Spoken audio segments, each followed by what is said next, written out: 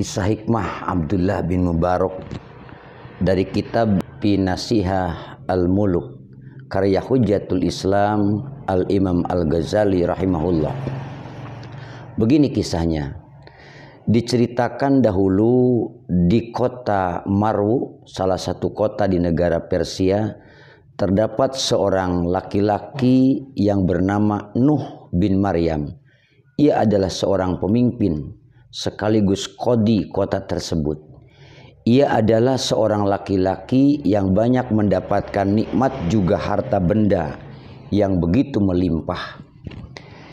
Ia juga seorang bapa yang memiliki seorang anak gadis yang sangat cantik.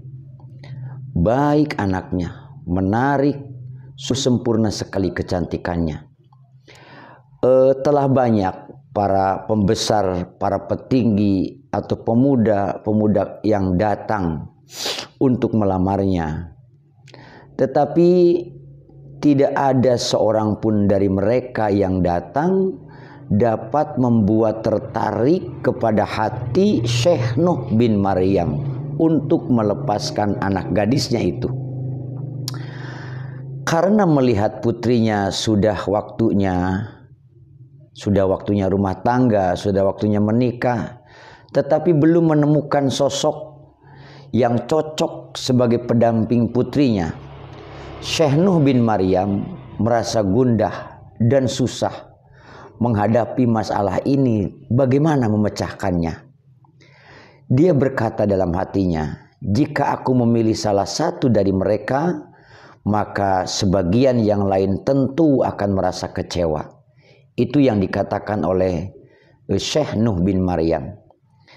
Syekh Nuh bin Maryam memiliki seorang budak laki-laki yang namanya itu adalah Mubarak. Ia adalah seorang budak yang berasal dari India dan merupakan seorang budak laki-laki yang sangat bertakwa, budak yang soleh. Beliau Syekh Nuh bin Maryam memiliki kebun yang sangat luas.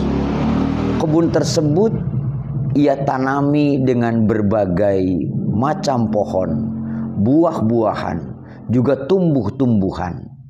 Nah, namanya juga kebun yang luas. Kemudian Syekh Nuh bin Maryam berkata kepada budak laki-lakinya itu, "Wahai, aku ingin engkau merawat dan menjaga kebunku." Nah, mendapat perintah tersebut, si budak ini lalu memulai menjaga dan menetap di kebun Syekh Nuh bin Maryam selama 1 bulan penuh. Ia terus merawat kebun itu dengan baik. Beberapa hari kemudian, setelah Mubarak mulai menjaga kebun tersebut, tuannya mengunjungi kebun itu, yaitu Syekh Nuh tadi, untuk melihat kebun bagaimana perkembangannya. Ia berkata kepada Mubarak, "Wahai Mubarak, tolong aku petikkan segenggam anggur." Ya, namanya yang punya kebun ingin mencicipi bagaimana hasil kebunnya itu. Mendapat perintah demikian, Mubarak segera mengambil segenggam anggur. Tetapi anggur yang dipetiknya oleh Mubarak itu ternyata terasa masam, tidak manis. Begitu dicicipi, masam. Mendapat anggur yang masam, Syekh Nuh bin Maryam memerintahkan Mubarak untuk memetik anggur yang lain. Coba petikkan anggur yang lain. Barangkali tidak masam seperti ini rasanya, begitu. Nah, mendapat perintah demikian, ia mulai memetiknya anggur yang lain, mencari. Tetapi lagi-lagi anggur yang ia petik masam lagi rasanya, sama seperti yang tadi. Mengetahui hal tersebut, Syekh Nuh bin Maryam heran, kenapa ini semua masam? Lalu ia bertanya kepada Mubarak, "Wahai Mubarak, dari anggur sebanyak ini kenapa engkau tidak bisa memetikkan untukku anggur yang manis? Tadi kamu metik masam, ini juga engkau metik lagi masam. Engkau malah memetiknya anggur yang masam terus, kenapa?" Kemudian ia menjawab, wahai tuanku, sungguh aku tidak tahu mana anggur yang manis dan mana anggur yang masam. Begitu kata Mubarak. Subhanallah, engkau hidup 1 bulan penuh di kebun ini, tidak kemana-mana, tetapi engkau belum bisa membedakan mana anggur yang manis dan mana anggur yang masam. Bagaimana bisa terjadi, Mubarak?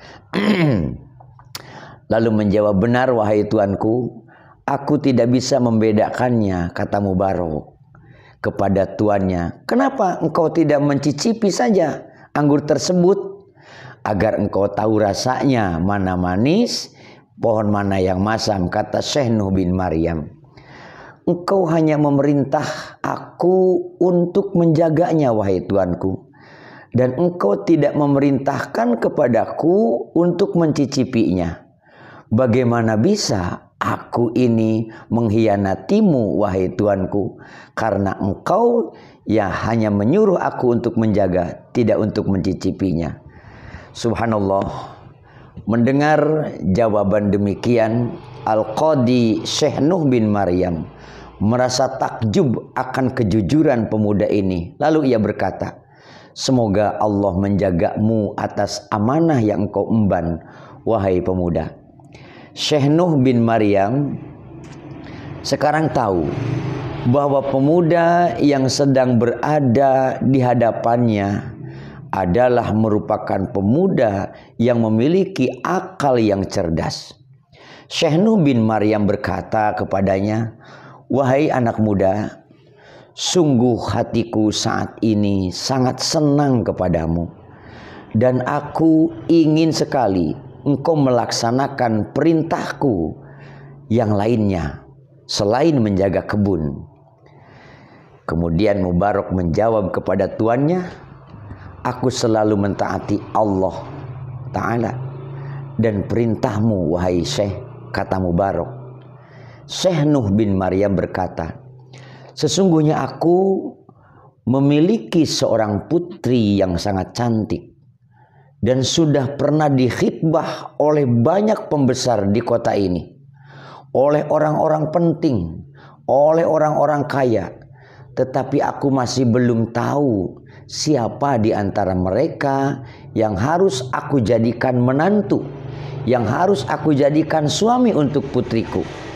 Apa saran atas masalah ini untukku, wahai Mubarak?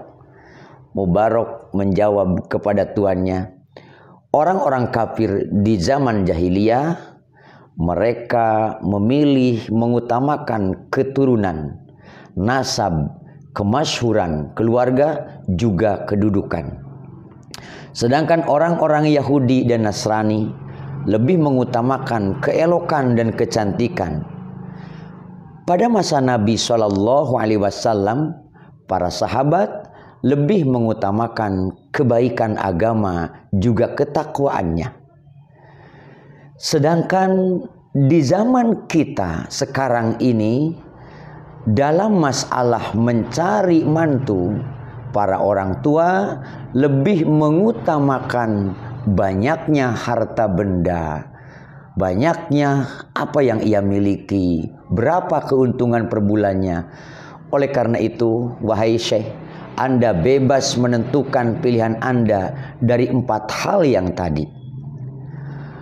Masya Allah, mendapat jawaban demikian, Syekh Nuh bin Maryam berkata, wahai pemuda, aku lebih memilih calon yang kokoh agamanya, yang bertakwa kepada Allah Subhanahu wa Ta'ala dan amanah dalam hidupnya. Oleh karena itu aku ingin menjadikan engkau sebagai menantuku, karena aku sungguh telah menemukan kebaikan, agama yang kokoh, juga amanah dan takwa pada dirimu.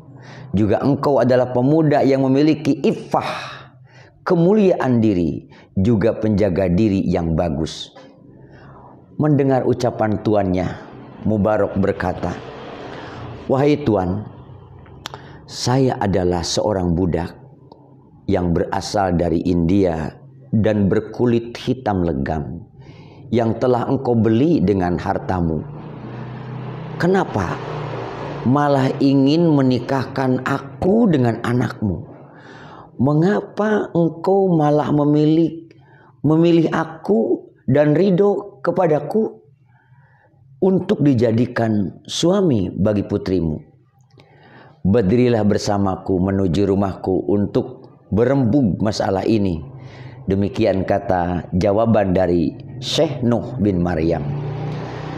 Setelah Nuh bin Maryam bersama Mubarak sampai di rumah, beliau berkata kepada istrinya, "Wahai istriku, ketahuilah, pemuda India ini adalah seorang pemuda yang baik agamanya, juga bertakwa.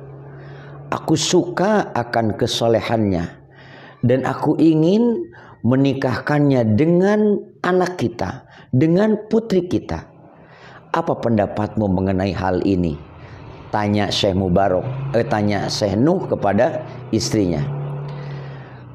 "Semua keputusan berada di tanganmu, wahai suamiku. Tetapi berilah aku waktu sebentar untuk memberitahu putri kita. Aku ingin mendengar jawabannya langsung dari putri kita." Demikian jawaban istri Syekh Nuh tadi. Sesampainya istri Syekh Nuh bin Maryam kepada anaknya, ia berkata kepada putrinya tadi tentang keinginan ayahnya. Lalu bagaimana putrinya? Mendengar perkataan ibunya, gadis tersebut menjawab, "Jika hal tersebut sudah menjadi pilihan ayah dan ibu, maka aku akan melaksanakannya. Aku tidak akan pernah menentang keputusan ayah dan keputusan ibu. Aku akan selalu berbuat baik kepada ayah dan ibu. Aku akan selalu berbakti kepada ayah dan ibu." Masya Allah, subhanallah. Mendapat persetujuan dari anak gadisnya yang sangat solihah ini, Syekh Nuh bin Maryam segera menikahkan Mubarak dengan putrinya, dengan gadisnya yang cantik dan solehah itu. Setelah pernikahan dilaksanakan, Syekh Nuh bin Maryam kemudian memberikan harta yang sangat banyak kepada putrinya sekaligus kepada suaminya. Dan tidak begitu lama kemudian, teriring waktu berjalan, lahirlah dari kedua pasangan yang soleh dan solehah tersebut seorang anak laki-laki yang tampan, yang kemudian dinamai Abdullah. Dialah anak yang kelak sangat terkenal di kalangan para ulama, di kalangan umat Islam dengan nama Abdullah bin Mubarak, seorang ulama besar yang memiliki banyak ilmu, yang zuhud dan banyak meriwayatkan hadis-hadis Rasulullah Sallallahu Alaihi Wasallam. Hamba-hamba Allah, sampai saat ini nama besar Abdullah bin Mubarak masih dikenang dalam dunia Islam, dan kita pun sering mengambil dari fatwa-fatwanya. Terima kasih. Wassalamualaikum warahmatullahi wabarakatuh.